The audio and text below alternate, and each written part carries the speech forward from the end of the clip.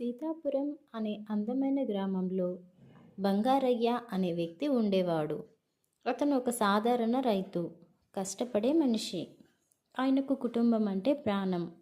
రోజు పొలంలో పనిచేస్తూ ఇంటికి తిరిగి వస్తూ తన పిల్లలకు తనకంటే మంచి జీవితం ఇవ్వాలంటే ఏమి చెయ్యాలా అని ఆలోచిస్తూ ఉండేవాడు. ఆయనకు లక్ష్మణ్, లక్ష్మి అను ఇద్దరు పిల్లలు. బంగారయ్య కొడుకు లక్ష్మణ్ తాను చాలా పేద కుటుంబంలో ఉన్నానని బాధపడుతూ ఉండేవాడు. తోటి పిల్లలను చూసి నేను అలా లేనే అంటూ ఈర్ష్యపడేవాడు. చదువు పైన శ్రద్ధ చూపేవాడు కాదు. తోటి వారితో సరిగ్గా ఆడుకునేవాడు కాదు. ఇలా ఉండగా ఒకసారి ఊర్లో ఒక పెద్ద ఉత్సవం జరిగింది. ఉత్సవాన్ని గ్రామస్తులు ఎవరికి వారే అన్నట్టు జరుపుకున్నారు. గ్రామంలో ఎలాంటి సంతోషం కనిపించలేదు. అలాంటి సమయంలో ఊరికి ఒక పెద్ద సాధువు వచ్చాడు. అతను ఎంతో చదువుకున్న అనుభవజ్ఞుడు. ఆ సాధువు గ్రామస్తులకు జ్ఞానబోధ చెప్పడం ప్రారంభించాడు.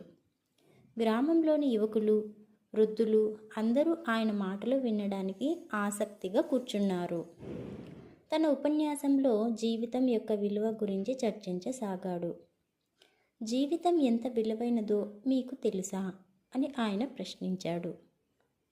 అందుకు గ్రామస్తులు ఏమి సమాధానం చెప్పాలో ఆలోచనలో పడిపోయారు. అప్పటికి బంగారయ్య ముందుకు వచ్చి, స్వామి, జీవితం అంటే ఏమిటి కాస్త వివరించండి. నేను ఒక రైతు, కష్టపడతాను, కానీ నా జీవితం విలువ గురించి అసలు ఆలోచించలేదు అని అడిగాడు. సాధువు చిరునవ్వు నవ్వి, నువ్వు మంచి రైతు, నీకున్న ఆత్మవిశ్వాసం, కష్టసుఖాలే నీ జీవితం. కానీ జీవితంలో నిజమైన విలువను తెలుసుకోవాలంటే ఆత్మ పరిశీలన అవసరం అని చెప్పాడు.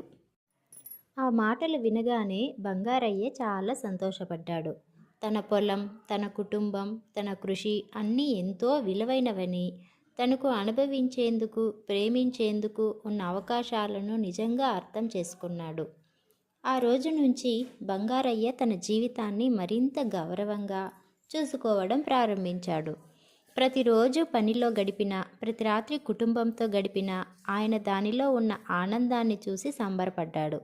జీవితంలో కష్టాలు ఉంటాయి, కానీ ఆ కష్టాన్ని ఎదుర్కొనే ధైర్యం, కష్టాల్లో కూడా సంతోషాన్ని కనుగొనే సామర్థ్యం జీవితానికి నిజమైన విలువని గుర్తించుకున్నాడు. ఒకరోజు బంగారయ్య తన కుమారుణ్ణి పొలంలో కూర్చోబెట్టుకొని, నా బిడ్డ, ఈ జీవితం నీకు ఒక పెద్ద బహుమతి. ఈ బహుమతిని ఏ విధంగా వాడుకోవాలో నీపై ఆధారపడి ఉంటుంది. ఇతరులు నీకు ఎంత మంచి చెప్పినా జీవితం నీకే సంబంధించినది. నీవు ఎంత గొప్పగా ఆలోచించగలిగితే, ఎంత కష్టపడితే నువ్వు దానిని అంత విలువైనదిగా మార్చుకోగలవు అని చెప్పాడు. లక్ష్మణ్కి తన తండ్రి మాటలు వింటూ ఆశ్చర్యపోయాడు. నాన్న, మన జీవితాలు కేవలం కష్టాల్లోనే గడిచిపోతున్నాం అని అనుకుంటూ ఉండేవాడిని. తన తోటి వారితో ఆడుకుంటూ, తన తండ్రికి పొలంలో సహాయం చేస్తూ, కష్టపడుతూ, దాని వెనుకున్న సంతృప్తిని అనుభవిస్తూ తన జీవితాన్ని కొత్త కోణంలో చూడడం ప్రారంభించాడు. ఆ సాధువు చెప్పిన మాటలు గ్రామస్థ అందరికీ ఒక మార్గదర్శకమైంది. జీవితాన్ని విలువైనదిగా మార్చుకోవాలంటే మన ఆలోచన విధానం, దానిని ఎలా ఉపయోగించుకుంటున్నామన్న దాని మీద ఆధారపడి ఉంటుందని అందరూ గ్రహించారు. ఈ కథలో ప్రధానమైన సందేశం ఏంటంటే, జీవితం మనకు ఒకటే, దానిని విలువైనదిగా మలుచుకోవాలన్నదే మన బాధ్యత.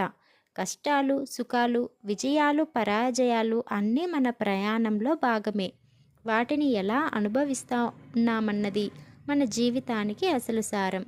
తీరా చివరికి మనం ఎంత సంపాదించామో కాదు, మనం ఎంత ఆనందాన్ని, సంతృప్తిని పొందామో, మనం మన జీవితాన్ని ఎంతగా ప్రేమించామో అన్నదే ఈ కథ యొక్క సారాంశం. సమాప్తం.